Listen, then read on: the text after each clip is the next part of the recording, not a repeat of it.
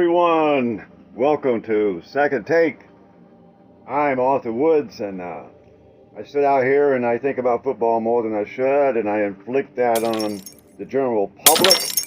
Fortunately, only a small percentage have been harmed by such activity, but nonetheless, we're going to talk about the 2025 season because we think about it. It's the season coming up. I want to take us through how we're going to really feel as we trudge through the weeks of 2025.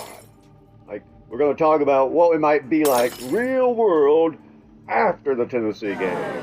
And we'll look at where the team's at in week 5 after or before the Auburn game and so forth and so on. And the point is, I can do this show comfortably in June for one reason only. And I guess we should be grateful for predictability. Georgia's a very predictable program. Doesn't take a genius to sit here and tell you what it's going to be like, because all of you already know. A lot of you do. Some think it's going to be, we're just still at 2022 level, it's just got to get some things, blah, blah, blah, blah. The only thing that's the same since 2022 is Kirby Smart. Everything else in our program is gone. So what does Kirby Smart bring into the table? He's got some bad coordinators. He doesn't want to admit it. He's stubborn, but he can still get those players. He can still get the talent. The system of getting that talent's changing every second, so we don't know how long that's going to last. Dan Lanning, don't sign any long-term contracts. Don't do that. Truth of the matter is, Dan Lanning would probably be a better coach for Georgia right now than Kirby Smart, even though Kirby Smart beat Dan Lanning by 90,000 points. Why would I say something like that? Well, I'll tell you about that later. Can't let you leave the show that early. We're going to talk about conferences, English language. The NCAA has cracked down on conferences and their names. We'll talk about that. Give you an example. Big Ten. They're going to have to change your name, according to this NCAA report, because no longer can you be geographically and mathematically incorrect. For the Big Ten, they have a name change coming up. We'll talk about the ACC. They have to change their name, and the Big 12 actually got to keep it. SEC got to keep their name, their logo, their SEC, but just barely. A technicality. We'll talk about all that, but first, the topic is 2025 season. We don't know what Georgia's been doing all summer. We assume they've been doing good things because they got great coaches getting these young players ready to play. But all that nonsense will go away just as soon as they kick off.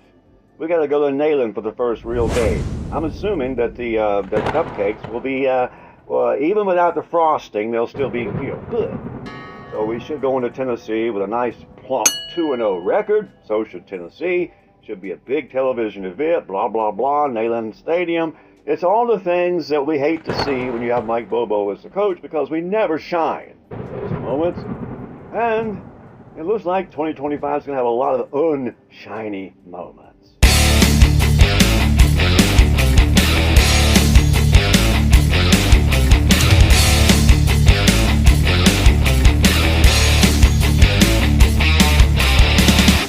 Welcome back. You're listening to the Second Take podcast. YouTube viewers, you just watched the very first 4 minutes. You just watched the first 4 minutes of this podcast.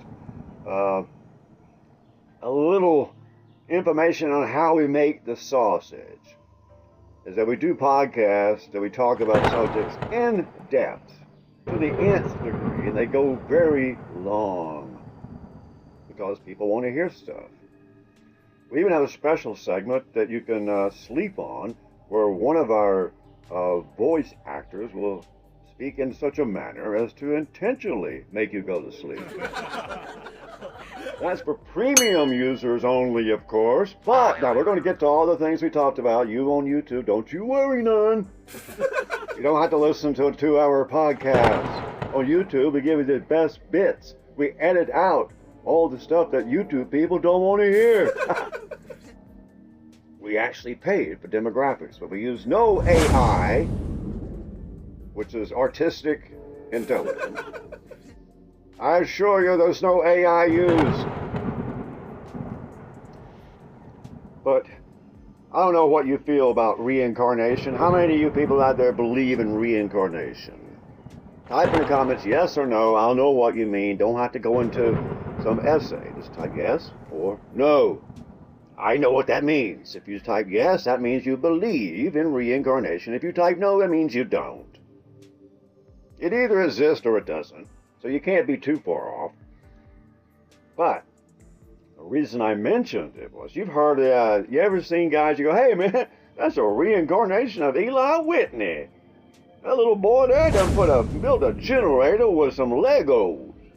Some kids are prodigies. To the point that we think they're reincarnated geniuses. Maybe they are. But if they are or could be, it's certainly possible, almost likely, almost certain, that Kirby Smart, our leader, our hero, rightfully so, at least to a point. We believe he is a reincarnation of the General Neyland. The Tennessee coach had a season he wasn't scored on. And in that same season that he was not scored on, he only lost the championship game 14-0.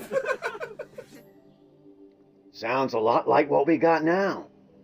Now, the General had a good philosophy. He played at different eras, kind of like comparing dead ball pitchers to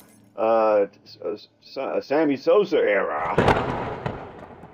It's the dead ball era in General Neyland's time. You wouldn't have seen the 2019 LSU team, but whenever they went out to the big boys and played Southern Cal and such, they lost. They couldn't score. Imagine not being scored on in the regular season and losing the championship game 14-0. I don't know. I don't think I would call myself a good coach.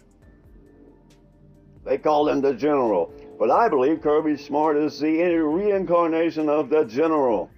And the only reason that he didn't go to Tennessee was because at the time, Tennessee had Bruce. What was his name? What was his name? The Tennessee coach, the brick by brick guy. I actually forgot his name. Tennessee fans, tell me his name. But you know the guy that beat Georgia with a Hail Mary and then did nothing else his entire life. What was his name? What was his name? He came, anyway, well, Paul, get me the name of the coach that was brick by brick from Tennessee. I actually had a brain warp and forgot his name. What was that guy's name? Tennessee guy. The bad coach. Bruce. It wasn't Bruce. It was the guy that was brick by brick. Yeah. What was his name? I'm talking to millions of people and I forgot his name. I can edit this out. Paul, hurry up with his name. First name was Bruce or something. Was it? No, that was his nickname. Huh? I don't know. Well, it doesn't matter. Tennessee's had a ton of bad coaches since. I'll give you his name later. Sure, type in the comments that coach's name was brick by brick. And you make me feel dumb. Don't you know who the coaches are? Why are you having a show if you don't have information? Because I forgot the guy's name, and I should have. There's no reason to remember it. Maybe that's why I forgot it. Anyway, Kirby Smart is a reincarnation of that coach, General Neyland. And the question is, did he have the right idea? Maybe he did. Because General Neyland said defense first, special teams right there with the defense. In other words, they don't score on you. You don't let them, you put them in a hole, and you don't make mistakes on special teams, and you can score on returns. The offense's job is to eat clock. And if they can bounce into the end zone safely, then all is well. They didn't manage to do that in their championship year, their greatest year ever. Imagine that. You have to go to the award ceremony. Hey, I didn't get scored on in the regular season. You already know right now what the story is. If you didn't get scored on in the regular season, you probably had a postseason. Yeah, what a way to ruin a great season. So the guys that think that way are good, But I don't think they're championship potential. I don't think you'll ever win championships if you can only stop people. Prove me wrong.